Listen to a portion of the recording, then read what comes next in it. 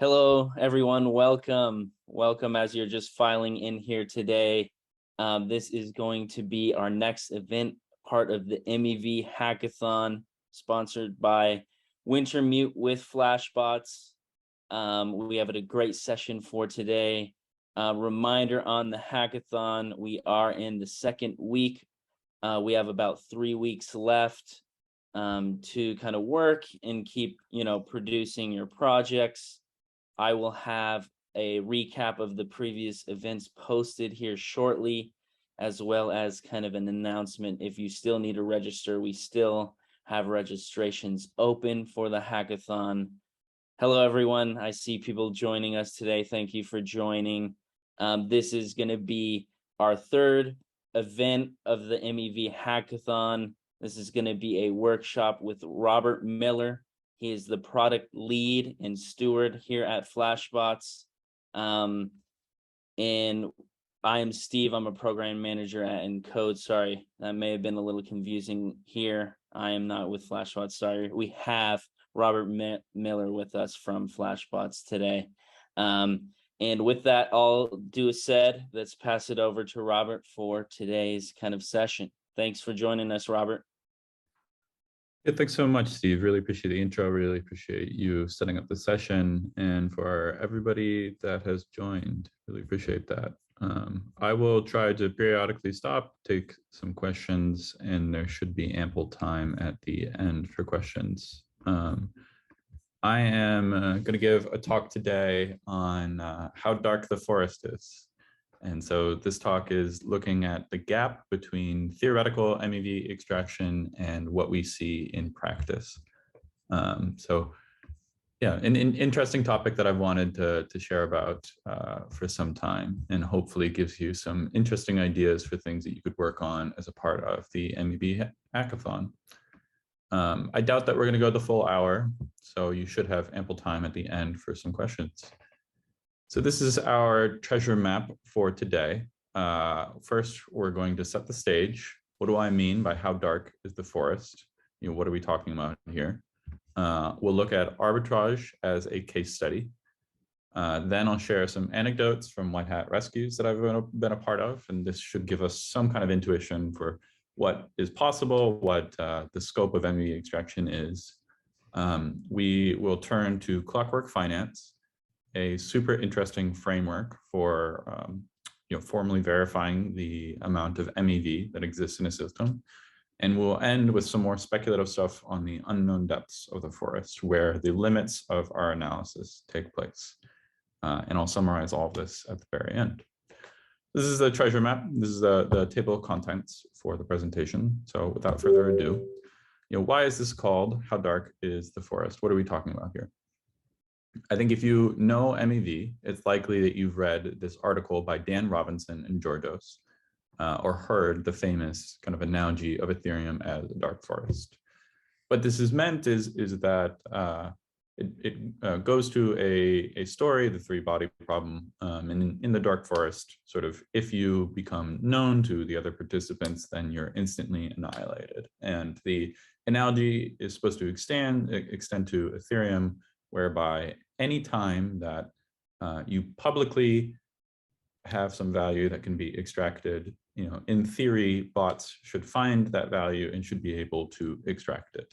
Is kind of what this analogy means of Ethereum being a dark forest. And this is fairly well established. We see this happening in many different domains now. So if you submit a trade that has your slippage too low, you can expect to be sandwiched at this point. Or if there's money, sitting in a Uniswap pool like this story from Dan Robinson, you can expect that to be taken. But how dark really is the forest, and how close are we to the limits of maximally efficient MEV extraction?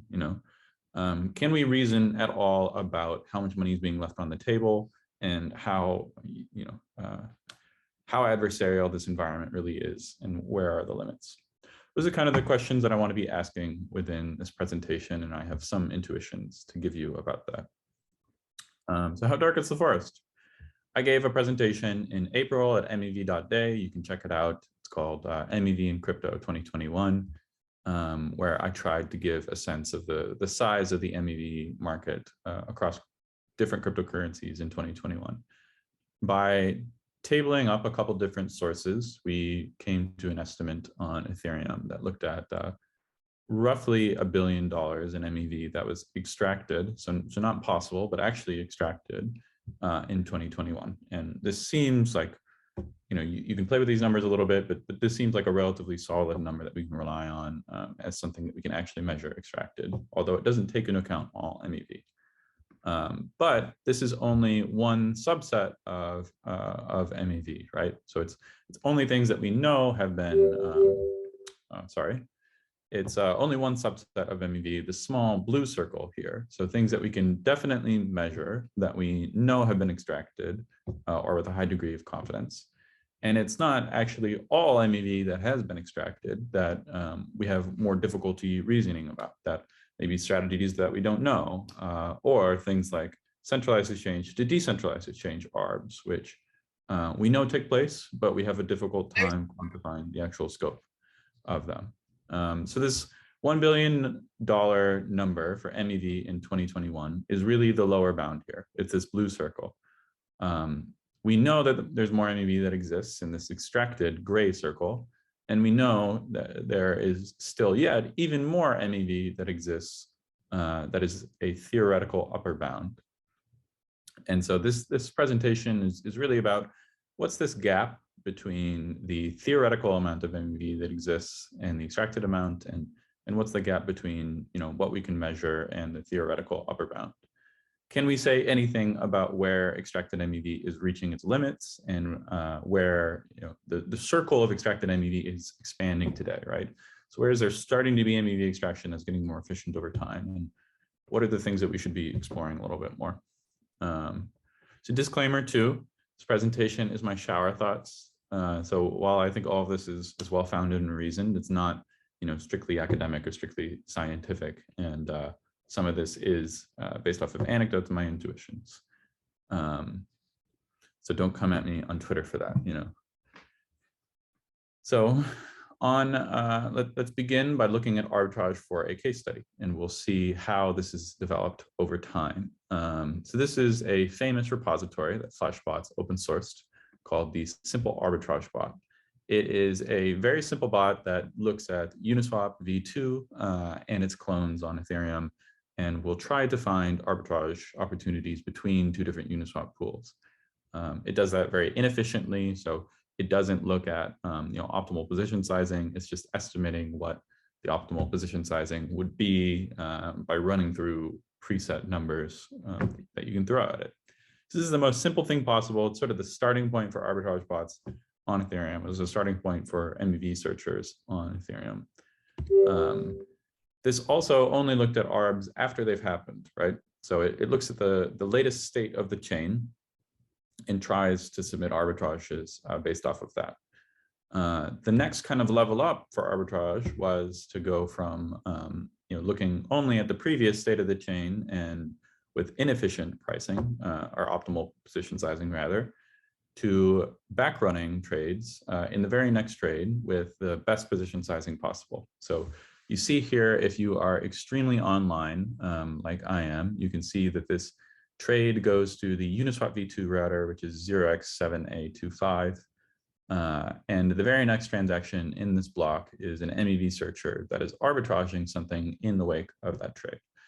So now, kind of leveling up in arbitrage in its efficiency, you're not waiting a full block until arbitrage opportunities are closed. It happens in the very next transaction. And this is sort of the standard way that arbitrage happens these days. Almost all transactions are backrun that can. And instead of just looking at the Uniswap contract and Uniswap router, now the next level up here was kind of arbitrage bots simulating all transactions in the mempool, every single one, and looking for the arbitrage opportunities that they create in their internal transactions. So here's an example of a trade to the 0x proxy, and it has a subtrade as a part of it that goes to a Uniswap v2 pool. And this subtrade actually was backrun itself and only that single part of it was backrun, as opposed to, you know, the previous example where you had arbitrage bots looking for trades directly to the Uniswap router. And so this is kind of generalized backrunning, a play on generalized front running. Now, the state of things is that anything that can be backrun and arbitraged is in the mempool, no matter what contract it goes to. And there's like large scale kind of simulation taking place across the mempool. You know, beyond all the simulation that's taking place, we've seen bots really start to push the limits of what is possible. So this is one of the largest arbitrage opportunities that's ever been captured. It goes across 11 different Uniswap pools. And you'll be surprised to know that this is only about $150 worth of profit, arbitraging across 11 different pools. So, you know, once competition came into place, once everyone has figured out how to simulate all transactions in the mempool, you know, bots started to push the limits of looking increasingly far out of what is possible towards super long arbs like this. And they're also competing on capturing arbs that previously were not possible for efficiency reasons, because you wanted to start and end in ETH. So since arbs land on chain, depending on how much you are paying the miner in gas price, your profits are denominated in ETH, which means a lot of bots want to start and end their arbitrage in ETH. But if you remove this constraint, if you're willing to start and end in some other assets, then there are more opportunities that you might be able to capture, and kind of the theoretical amount of MEV that could be extracted increases a little bit, and what is extracted in practice increases a little bit due to this higher level of risk. So you see here, some bots are willing to take risk, you know, by arbitraging in tokens like curved out tokens instead of just ETH itself. So this is kind of the state of where things are at now. You know, we began where arbitrage opportunities are only captured inefficiently, you know, the very next block. These days, you have optimal position sizing for all transactions, and bots are simulating everything in the mempool, looking for arbs, you know, across the transaction instead of just going to dexes. They'll capture this in the very next transaction, super efficient. You see increasing levels of sophistication, capturing super long arbs, and this is pushing out the risk spectrum to capturing non-ETH denominated arbs as well. That's kind of the evolution of arbs in a super short you know, summary of how that industry, at least on Flashbots, where I pay the most attention, has developed over time. All of this is pushing the limits of what is being extracted in practice. And it seems reasonable to me to assume that we're approaching kind of the theoretical limit of arb extraction here, right? You know, once you are getting to 15 pool long arbs across 15 different pools, we are approaching kind of that upper bound, mythical upper bound of MEV of what is theoretically possible. And I think it's reasonable to assume that the same applies for sandwiches and liquidations as well. So the gap here between theoretical and extracted is getting smaller over time, and is probably rather small today, at least for arb, sandwiches, and liquidations. But what about other types of MEV, and where is the gap larger? Where is the forest not as well understood? One interesting thing is that there are some MEV strategies that are theoretically possible if you have an ungodly amount of money that you're willing to throw at it. And some of those strategies have, you know, we've known about them, but nobody has ever been willing to throw $150 million at them. And searchers are finding ways in order to close that gap. So you can go to my Twitter profile and read this super interesting thread of a strategy that let a searcher take $500,000 of their own money and use debt in order to lever that up to $150 million. So they have $150 million worth of capital that they've levered up essentially. And with that amount of capital, you can actually move curve pools and the pricing on curve pools to the point where it's now feasible to sandwich curve pools. So this is something we always knew was theoretically possible, right? But it's just never been feasible because no one has been willing to throw $150 million at sandwiching before. But this super complicated strategy, it uses 4 different protocols, lets you do that, and it turns something that was theoretical into, actually extracted MEV. And I suspect that we'll start to see stuff like this in the future, more and more folks that manage to get leverage on their capital and do these strategies, which are only possible if you have like $100 million. I see in the chat, Mohammed asks, can you explain a little bit more about what you mean about simulating all transactions in the mempool? How would these simulations allow for MEV discovery? So Mohammed, what I mean by simulating all transactions in the mempool is you can see transactions while they are in flight before they land on chain. And if you take that transaction and send it to a node of your own, you can ask, what is the effect of this transaction on the state of the chain if it were to be included?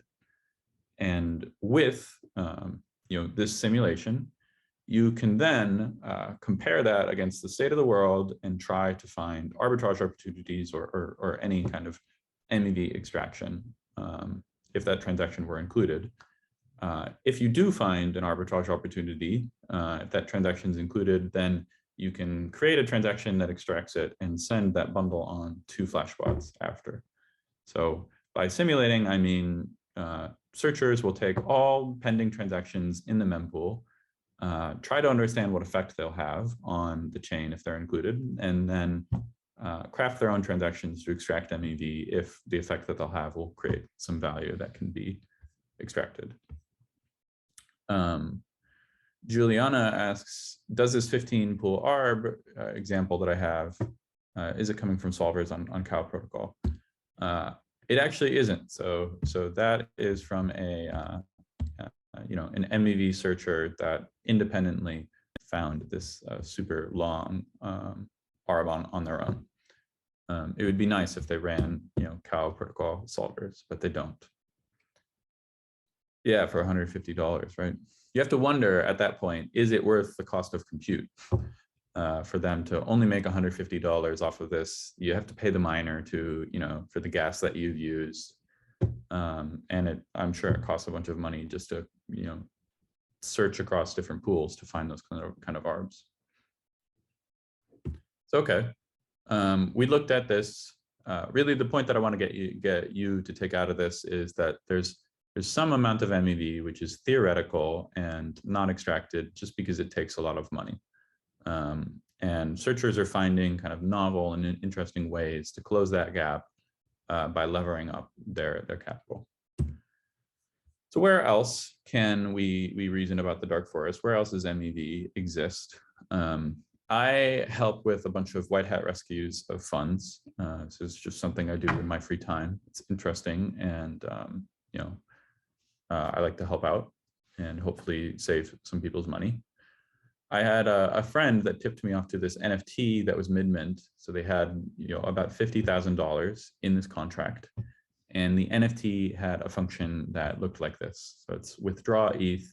It had an address in it, and it was just a single function. You passed in your address, and it transferred all of the money in the contract to your address. And again, there's $50,000 in this contract, or roughly something like that. And there's more money coming in because it was mid-mint. So a lot of people are interacting with the contract, all this stuff. I actually got in contact with the team and I told them, hey, look, this function is vulnerable. You need to stop minting. You need to withdraw your money immediately. Someone's going to take it. And they ignored me. So they didn't do anything about it. They acknowledged the risk and then just ignored me. And I'm not about to white hat rescue and take funds from a protocol, especially if they know the risk and they ignored me. There's all sorts of like legal risks involved. I might get front run, et cetera. So there's nothing I can really do. I told the team to take the risk into account and take action. And eventually the funds got stolen because the team didn't do anything. There's a vulnerability there. But the surprising thing about this is that it's such a simple vulnerability. You barely need to know Solidity in order to reason about this. If you found this function and just read it, you could probably figure out that you can take the money that way.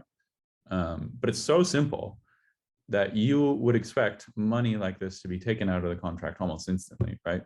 If Ethereum was really a dark forest, then this would be gone in a second. And instead, it took 12 hours for the money to get stolen after, hundreds of thousands, not hundreds of thousands, but tens of thousands worth of dollars are at risk. And for some reason, it took a while. So maybe the forest isn't as dark as we would think.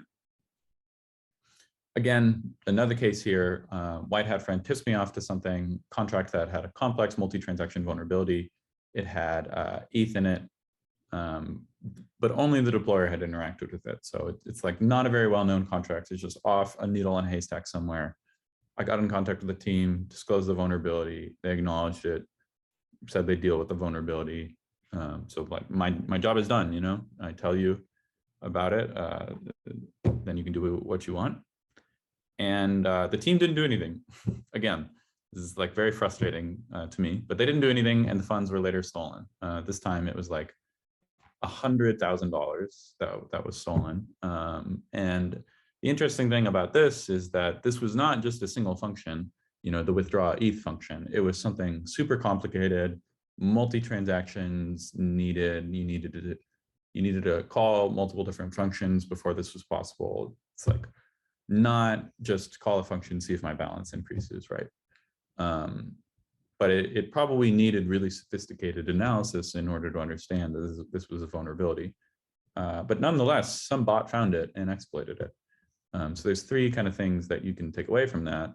Number one, people are scanning for these vulnerable contracts, as we saw in the previous example too. Number two, they can find complicated transactions or complicated vulnerabilities that require multiple transactions. But number three, for some reason, they need to manually exploit these, or it takes time after the money has been at risk. So in this case, it was like 24 hours or something like that, where the money was sitting at risk before it was actually taken. Here's a third example. This one's actually a positive story of where the money was recovered. So this time with USDC at stake, told a protocol that they had money at stake. A few hours later, it was fine. The funds were successfully recovered. This has happened to me like twice or something like that with ERC20 tokens. So it seems to indicate to me that there's either fewer or less sophisticated or maybe no bots that are scanning for vulnerabilities that would get them ERC20 tokens, which is interesting, right? Which is interesting. So we have a couple of questions in the chat. Matthias, one of the two, says, in what cases do you need large capital where a flash loan is not usable, cross-chain for theoretical MEV? I think anything that takes multiple transactions is where you need large amounts of capital, and flash loans is not usable. Also cross-chain. Sam Laugh says, is this a symbolic bot like the Jordo's talk? Yes, almost certainly. Almost certainly they're using symbolic execution or something like that, especially for especially for things that require multiple transactions and have like complicated vulnerabilities. I don't know how you would do it if not for symbolic execution. Amaya asks, why do you possibly think no such bots are monitoring for ERC20 tokens? I don't know. It's hard to say. It doesn't seem that hard, to monitor. But maybe, yeah. One answer is the people who have the skill set to do this kind of thing are paying attention to other problems or other types of MEV. But it's very hard for me to say. This is always very surprising to me when, simple vulnerabilities are not taken, and the dark forest isn't actually as dark as I thought. Okay, so what are my takeaways from this? Number one, bots are scanning for vulnerable contracts on ETH, period. Number two, some of them have a reason to, or an ability to reason about multi-transaction vulnerabilities with probably symbolic execution, to your point. Number three, there's this weird gap of like when stuff is at risk and when it's actually taken, which you could infer from this that this means that exploits are being monitored, but they need to be manually actioned somehow. I don't know. It's like one way to interpret that gap. Because otherwise, I don't know why it would take so long. Number 4, there's some kind of limited scope. So I have anecdotal evidence that bots don't seem to be able to reason about ERC20 tokens, or just aren't very good at that, at least. So there's some takeaways. So what else can we speak about? What about exploits that are a little bit more difficult than just calling one single function? You can see here there are a bunch of exploits on the left. I took this from the Rect leaderboard. A lot of these are bridge attacks, particularly the large ones, but some of them are more standard vulnerabilities, reentrancy or economic attacks like flash loan attacks. And given this experience where money, oftentimes hundreds of millions of dollars, is sitting for some period of time before it's exploited, this would lead me to think that the gap between theoretical and expected MEV is fairly large, but it's kind of hard to say. So how might we be able to better identify, quantify, and prevent exploits like this? Ramil, I appreciate that a lot. Thank you so much in the chat. We will talk about cross-chain MEV towards the end of this talk, actually. So I want to introduce you all to something called Clockwork Finance. This is a result of a paper from Phil, who is at Flashbots, Kushal, Mahimna, and Ari. It's super interesting. It's like 30 pages long, very good read, some cutting edge work. And what Clockwork Finance is a general purpose formal verification framework for reasoning about economic security of composed DeFi smart contracts. So let's break that down. We'll look at each piece and talk it through. So formal verification, what does this mean? Formal verification is the study of computer programs through mathematical models in well-defined logics, which means that you can provably reason mathematically about a program's execution. In the context of crypto, this means that you could provably reason about a smart contract and be able to assert formally properties about that smart contract. So you can say, under conditions X, smart contract Y has Z properties, is secure, or under conditions X, this DeFi contract can only have Z dollars taken out of it, something like this. And you can formally prove this mathematically and make these assertions, which is very interesting. We can speak about economic security. So look at what economic attacks are. We can rule out classes of attacks. So you can say, under these conditions, then this protocol is secure. It cannot be attacked and you can't, take money out of it. Or on the other hand, you can provide upper bounds on extractable value. So under certain conditions, this contract is not secure and can be flash loan attacked, and the whole $1 billion can be stolen or something.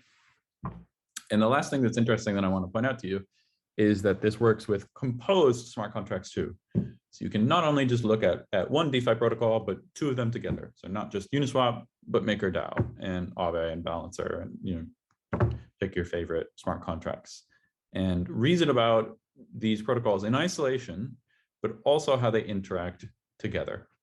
So this is an extremely powerful tool for us to talk about economic security, about MEV, and start to reason about that actual theoretical upper bound of MEV, the large white circle. So how does this relate to MEV? I've just said a bunch of that, but it gives us the tools to formally reason about these things, mathematically reason about them, and mathematically reason about MEV. And not just for one contract, but a set of them. And it allows us to look at what was going on in the mempool at the time too.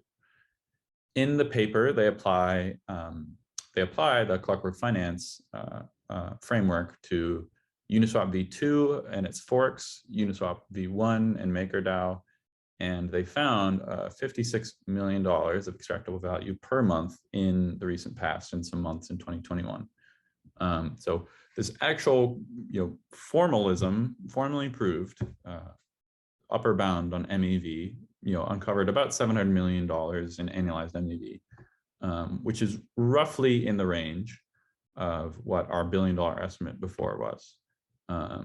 And keep in mind that this is just, a very limited slice of protocols. So this says nothing about Compound, nothing about Aave, nothing about Balancer, nothing about Uniswap v3, et cetera. It's a relatively small slice. So this would lead us to think that, we are in the ballpark, at least of an order of magnitude, although the extracted MEV and theoretical MEV is probably much larger than what we thought about before. So the interesting thing about Clockwork Finance is that it works even to look at, and yes, you could formally prove a upper bound on MEV using Clockwork Finance and calculate these things, mathematically prove. And not just for MEV, like a sandwich attack, but things like flash loan attacks too, which is super interesting. So the paper goes into an example of how this can be done. It takes an experiment looking between MakerDAO and Uniswap. MakerDAO has its own oracles, and so it pulls those prices off chain.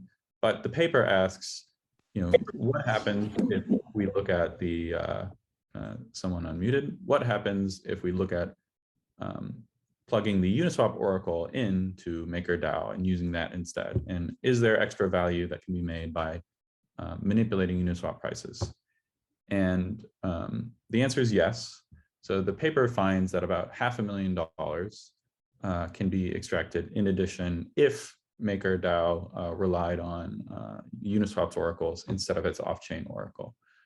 So this is a super interesting example of how the economic security of protocols changes when the interaction between protocols changes, and provides us, I think, of this really interesting new tool of looking at how the entire ecosystem affects itself, and the value of the ecosystem changes when you introduce new protocols, and how you can't look at these things in isolation, because the security of Uniswap affects the security of MakerDAO and vice versa.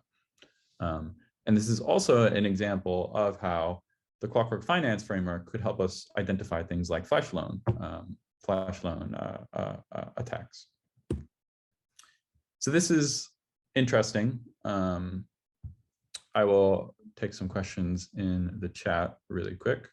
So Xerox Hedgemon says, does CFF uncover theoretical MEV or empirically extracted MEV? It looks at theoretical MEV. So it gives you an upper bound for the theoretical MEV, within your certain set of protocols that you're looking at. Sam Laugh says, how can you prove an upper bound since it depends on the amount of transactions sent in that given period? This is true. So I think the paper only looked at contracts, so like a certain subset of different protocols in isolation, and it didn't reason about what was going on in the mempool at the time, or actual blocks. But in theory, you could layer on, also look at, also you should look at the mempool, also you should look at other things going on in the block and reason about that too. Victor asks, does theoretical MEV make sense on L2s and other EVM L1s? Yes. So everything I'm saying here is kind of anchored in Ethereum, which is the largest MEV market, where most DeFi activity takes place, but it still applies on other domains. Xerox Hegemon says, so then the delta between CFS 700 million and your 1 billion is even more inexplicable, since CFF is theoretical and your estimate is empirical. Yeah, so the delta between CFF and my estimate is because this estimate is looking at the small blue number.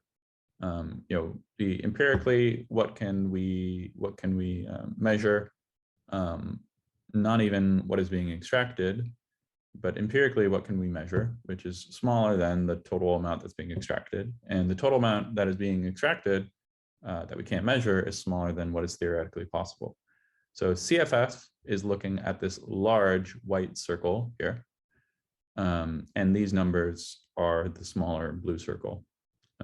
Note that this is not like, these aren't to scale either. So this isn't to say anything about the relationship of how large extracted MEV is to theoretical or to what we're measuring. So I hope that makes sense, Xerox Hegemon.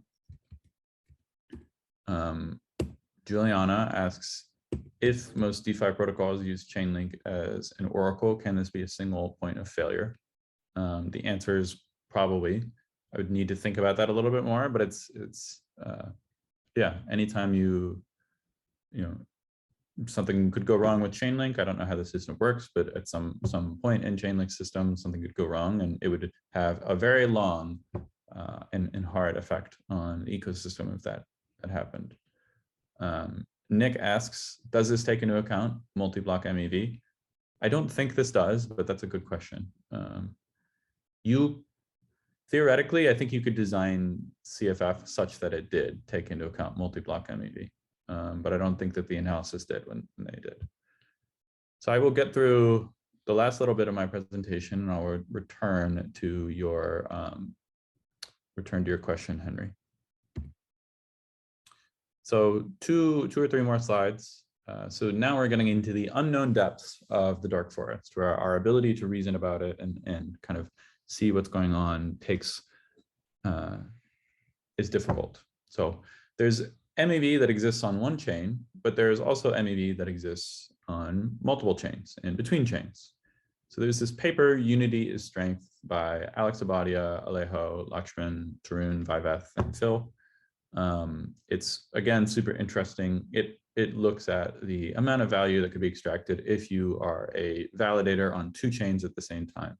So if you can synchronize, doing something in chain A as well as chain B at the same time. And it asks a bunch of interesting questions about this, reasons about it. And we're pretty sure that there exists a sizable amount of value between two different domains.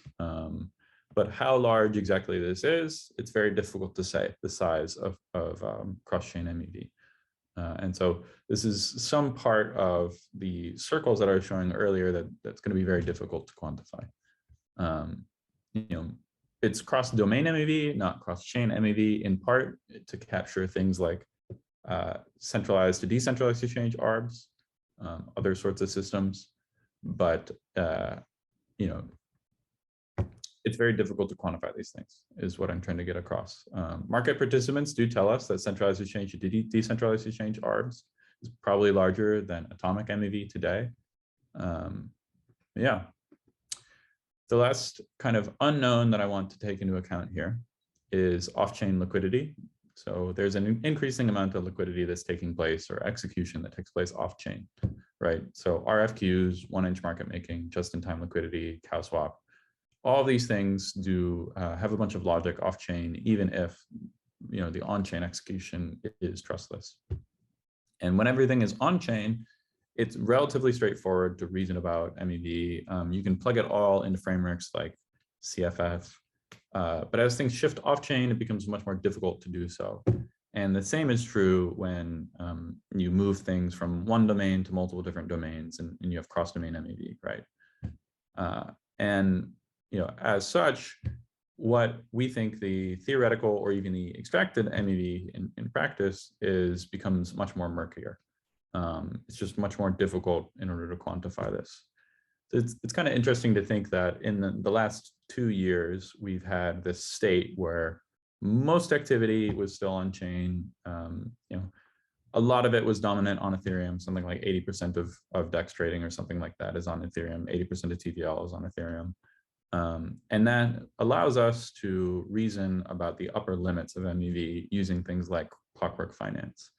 And this has a ton of super nice properties, right? So you can plug in a new DeFi protocol into Clockwork Finance and know exactly, is this going to create any system level vulnerabilities, any high level shocks that could be possible, given how this changes the economic security of the overall DeFi ecosystem. I think that's very interesting in contrast to traditional finance, where adding a new bank or a new fintech startup, you have no ability really to reason about how that composes with the rest of the financial system. So it's been this very unique moment, I think, in crypto in the last 2 years, where most stuff is happening on chain. A majority of it was happening on Ethereum too.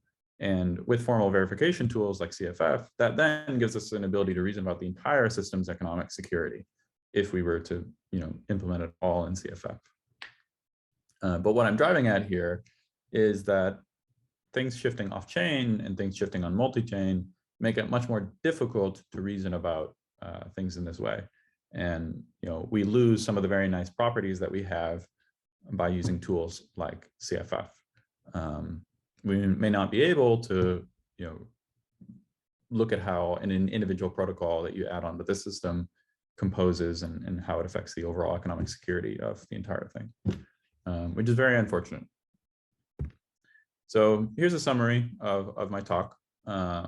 First we looked at ARBs and kind of looked at how those evolved over time and how the scope of what is being extracted started to reach the theoretical limits. They're probably doing so. We talked about bots through some of my experiences with white hatting, and it's very clear that bots are scanning for vulnerable contracts, but they are not sophisticated or efficient yet. Frameworks like Clockwork Finance are promising because they can formally prove these upper theoretical bounds, at least for what's on chain, inclusive of economic attacks like flash loans. Their application has been super limited to date, but it's extremely promising. I'm really excited about that research. This being said, cross-domain MEV and off-chain liquidity undermine Clockwork Finance to some extent because they limit our ability to reason about it. It becomes much more difficult to think about systems cross-chain, gather all of that data, and multiple domains composing together at the same time. How much cross-domain MEV that exists in theory or in practice is kind of unknown. So that's one large piece of these multiple different circles that we don't have anything to say about at the moment. And I would love to see some research from people in the chat. So this is my talk today. I hope y'all enjoyed it, my shower thoughts on this, and I'm happy to take questions for the next 15 minutes. Okay, so Henry asks, what is your long-term view on MEV on modular blockchains? Another question linked is, do you think on the very long term, MEV can disappear thanks to the improvement of Ethereum by the EF? So long-term view on MEV on modular blockchains, that is a deep question. And hard to get through in a short period of time. I think at a high level, modular blockchains work by composing together multiple pieces, right? That's the definition of modular. But every interface between different actors and parts of the system, you need to look at how they interact together and what degrees of freedom each part has. And my intuition is that every touch point that you have between two different parts of the system give you some space where someone has a privileged position or privileged information to then be able to capture value.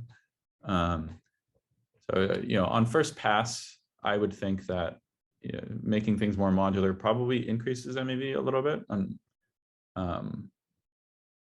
This being said, there may be positions within a modular system that have like more or less ability to extract things. So like in something like Celestia, the data availability layer, to me, seems like the ultimate place where MEV might be captured, because the data availability layer is like the canonical representation of what actually happened, right? So those are just some top of my head thoughts on MEV and modular blockchains. I don't think I've formed a long-term view, however, just yet. So top of my mind. Do I think on the very long term, MEV can disappear? I think in the very long term, MEV will be reduced. I don't know that it's ever going to disappear. MEV exists because you want to be able to pay people to permissionlessly take actions as a part of the systems that we're building, right? So Compound wants anyone to be able to come in and liquidate bad debt from their system. And they've designed this permissionless and open system, to be able to do that. This provides a bribe to anyone that can get their transaction in the right place and call the right functions to be able to capture some value. and this is a design pattern that you can see across, all sorts of different DeFi protocols and games and whatnot. And I think it's a fundamental part of, building open and permissionless systems. What can change is you can create better mechanisms that reduce the amount of MEV that is exposed, or make MEV, more gentle or have less negative externalities. And you can change, who gets what transaction in what place. But this doesn't change the fact that, to create open and permissionless systems, you need to provide kind of bribes or incentives for people to take certain actions at certain points. And for those reasons, MEV seems irreducible, or rather, MEV to me seems fundamental.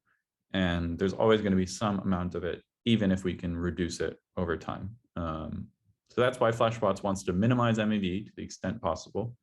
But with what MEV we cannot minimize, we want to democratize to everybody.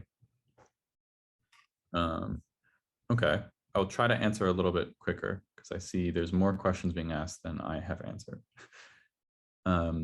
So in your experience, how does real world situations affect MEV? Example, current war, COVID, Terra, Luna, tanking. How can searchers take that and create long tail strategies?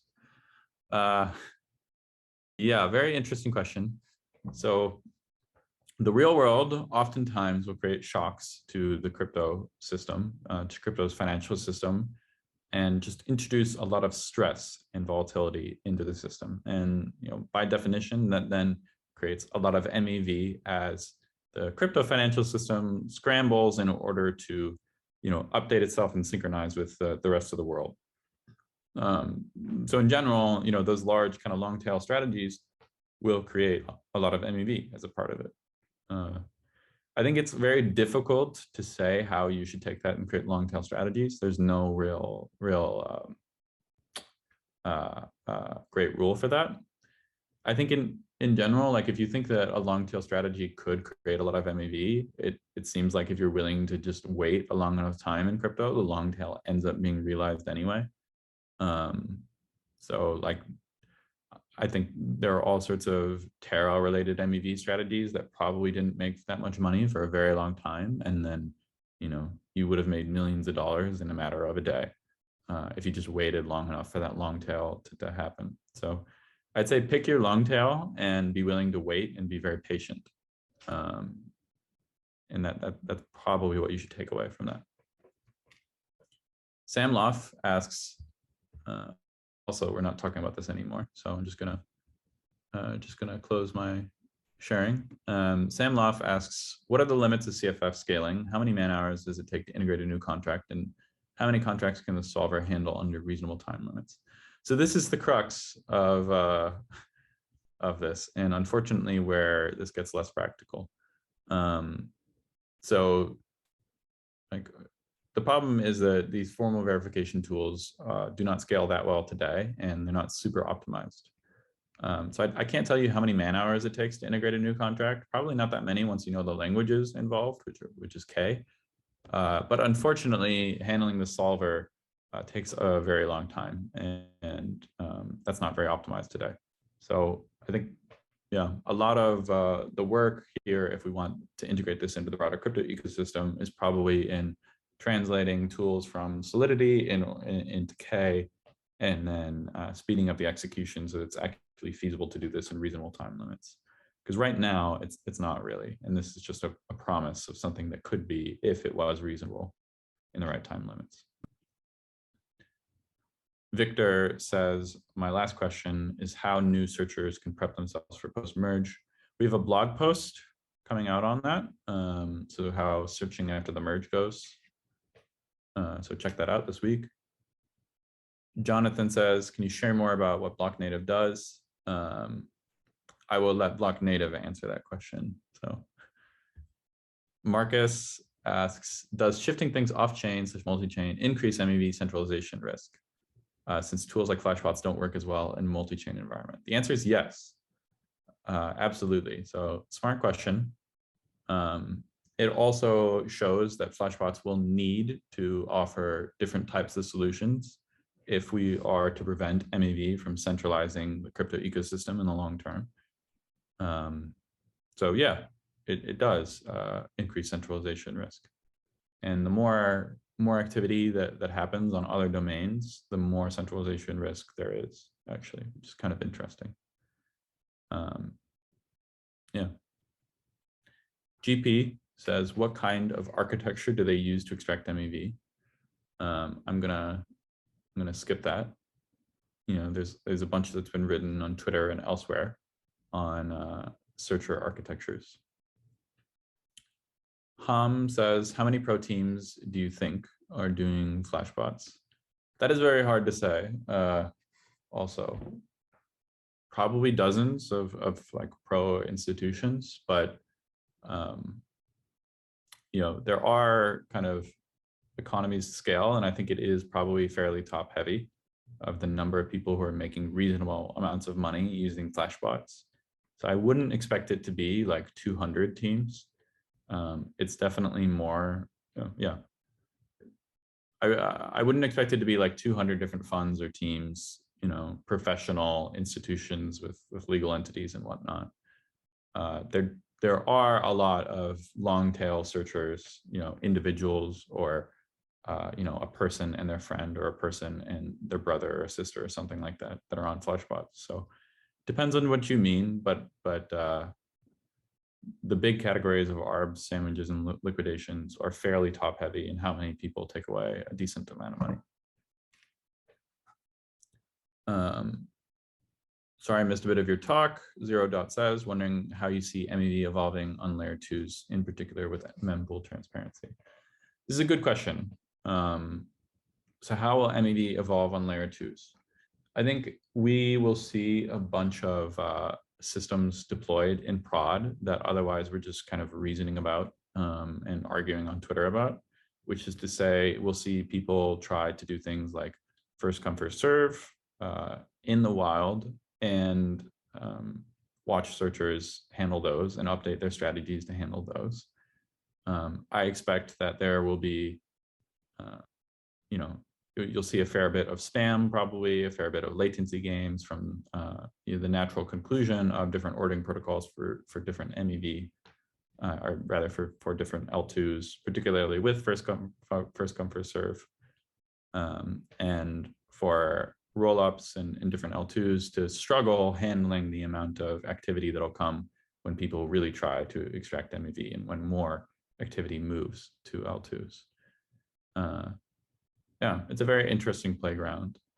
It'll be interesting to see if anything on L2s move to L1s after like an L2 has battle tested a design, or after they've seen if it works well in practice. Oh man, there's so many questions. Let me skim through these and see what I should answer. O says, if we've architected a project that democratizes cross-domain MEV, you can just connect with me, my email, with your cross-domain MEV thing.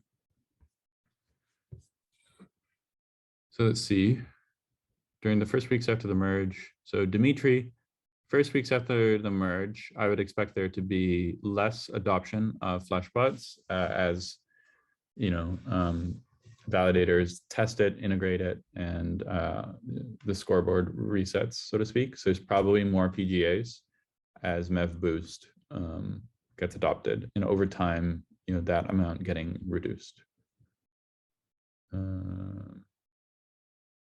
Mohammed asks about like what areas they can be most sophisticated.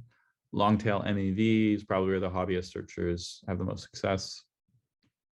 Xerox Hegemon asks something about ZK, MEV, and blockchains.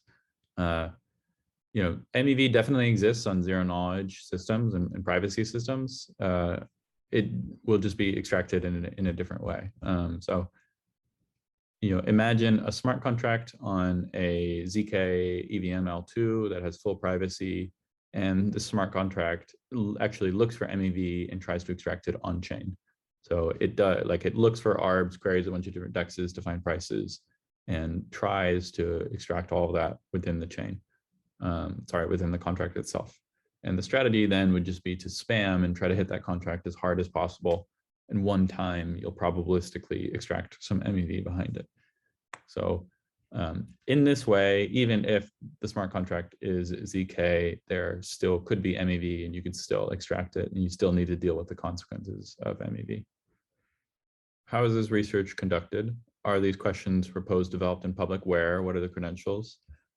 Very good question. A lot of this research is conducted in public. So Flashbots, if you go to flashbots.net, you'll be taken to our GitHub repo where there's a link to our research also.